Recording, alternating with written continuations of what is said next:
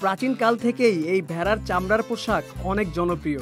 আজকে আপনাদের দেখাবো ভেড়ার চামড়া প্রসেস কিভাবে করা হয়, যে চামড়া দিয়ে বানানো হয় আমার আপনার পছন্দের শীতের পোশাক। প্রথমে ভেড়ার চামড়া সংগ্রহ করার পরে চামড়ার গায়ে লেগে থাকা ময়লা পরিষ্কার করছে। এই মেশিনের মাধ্যমে প্রতিদিন কয়েক হাজার চামড়া পরিষ্কার করা হয়। পরিষ্কার হবার পর প্রতিটি ভেড়ার চামড়া আলাদা করা হয় এবং একটি ঘূর্ণায়মান মেশিনে প্রবেশ করানো হয় যাতে হিট দিয়ে চামড়াগুলো শুকানো হয়। এরপর এই মেশিন থেকে চামড়াগুলো বের করে আরেকটি হাই প্রেসার মেশিনে চাপের মাধ্যমে চামড়ার প্রকৃত আকার দেওয়া হয়। একটা রোলার মেশিনের মাধ্যমে চামড়ার সাথে লেগে থাকা চর্বি ও মাংস ছেঁটে ফেলানো হচ্ছে এবং চামড়াগুলো নিয়ে যাওয়া হচ্ছে পরবর্তী ধাপের জন্য।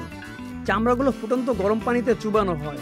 এখানে চামড়া থেকে ভালো করে ময়লা পরিষ্কার করা হয় এবং লবণ ঢেলে পানির সাথে মিক্স করা হয়। এতে করে চামড়া পচে যাওয়ার হাত থেকে রক্ষা পায়। একটি ড্যামের মতো রোলার দিয়ে খুব ভালো করে চামড়া ধুয়ে পরিষ্কার করে নিচ্ছে। পরিষ্কার করা হয়ে গেলে কিছুক্ষণ ঠান্ডা হওয়ার জন্য রেখে দিচ্ছে এবং ঠান্ডা হয়ে গেলে সেখান থেকে চামড়াগুলো আবার আলাদা করে কিছুদিন রেখে দেয়।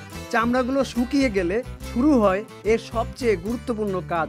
কিছু শ্রমিক মেশিনের মাধ্যমে খুব ভালো করে চামড়ার পিছনের অংশ মসৃণ করে দেয়। এই কাজটা এতটাই নিখুঁতভাবে করা হয় যা দেখলে আপনি সত্যিই অবাক হবেন।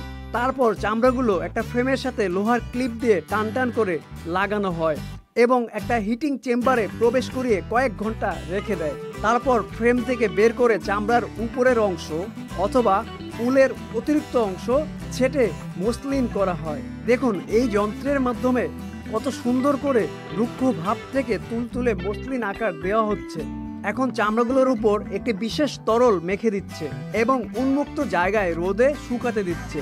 শুকানো হয়ে গেছে, চামড়াগুলো সংগ্রহ করে নিয়ে যাচ্ছে কাটিং সেকশনে, যেখানে চামড়াগুলো নির্ধারিত মাপে কাটা হয়।